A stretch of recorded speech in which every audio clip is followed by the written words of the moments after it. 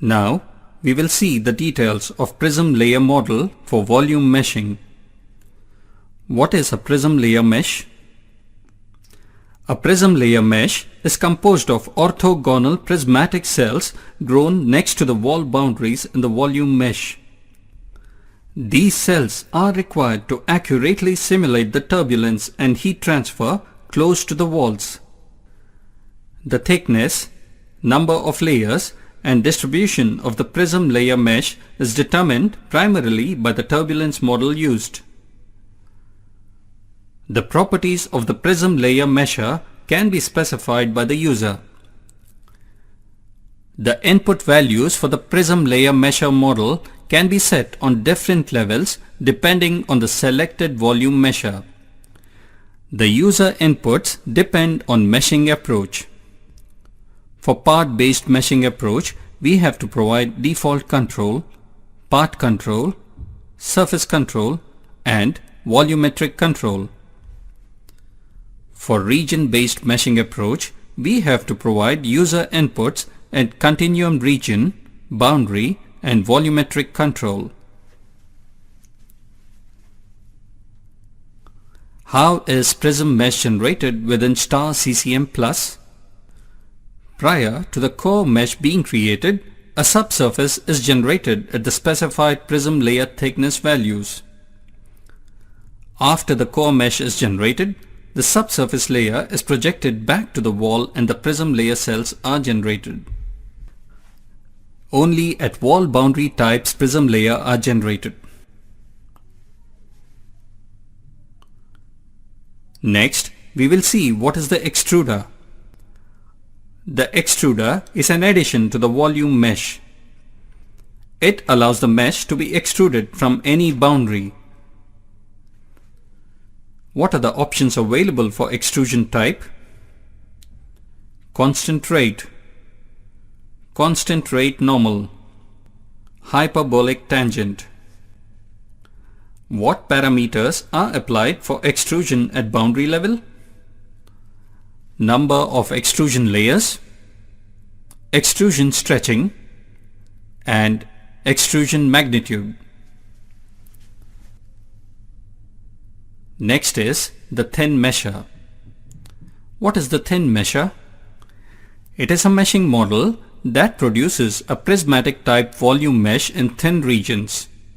Example, solid walls, heat shields.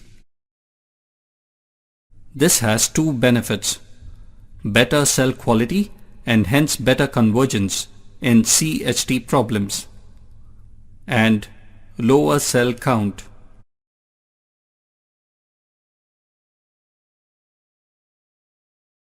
What is the generalized cylinder mesher? This generates an extruded mesh in regions that can be characterized as generalized cylinders. Automatic detection of regions is included. Solves geometries more efficiently by using cells that are oriented to the direction of the fluid flow.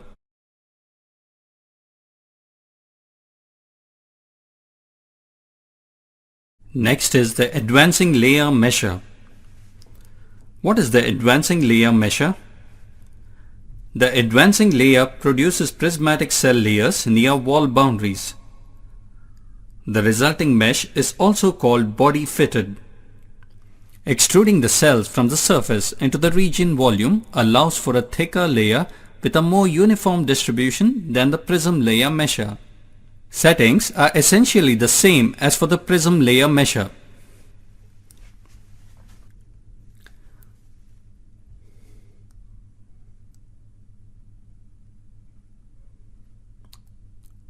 After this, we will see the directed mesher.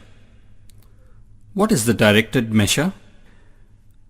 The directed meshing tool set creates a structured volume mesh for a particular range of CAD-based geometries. An existing mesh or a patch mesh is extruded or swept through the domain.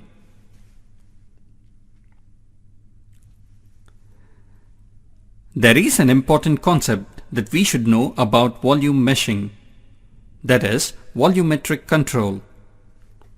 A volumetric control allows you to refine or coarsen the mesh density for a surface or volume mesh based on a volume shape.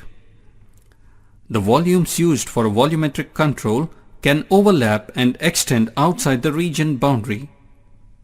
For setting the volume shapes for volumetric control, we have to go to Geometry and then Parts.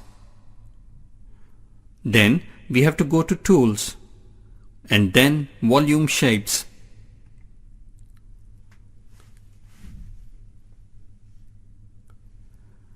Volumetric control can be used for all types of meshes. As shown here, it is used for both polyhedral and hexahedral or trimmed mesh. Near the rear of the car, there is a very fine mesh generated with the use of volumetric control. We saw in the earlier section of this lesson that there are two types of unstructured meshing approaches in star CCM+. One is region-based meshing and another is part-based meshing. Region-based meshing is simple to understand when it follows the general CFD workflow that after assigning CAD to CFD, we have to mesh it before we solve CFD equations. So, when we assign CAD to regions, we apply mesh settings to regions, and this is region-based meshing. So, why is part-based meshing introduced in star CCM+?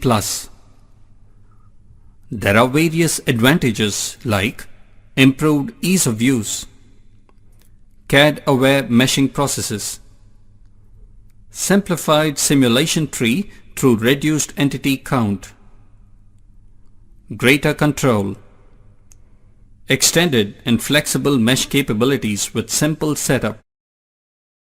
Surfaces and boundaries can be organized separately following different meshing and physics requirements. Full automation and reduced turnaround time. Replace sophisticated sequences of operations. Remesh only parts that are modified or replaced.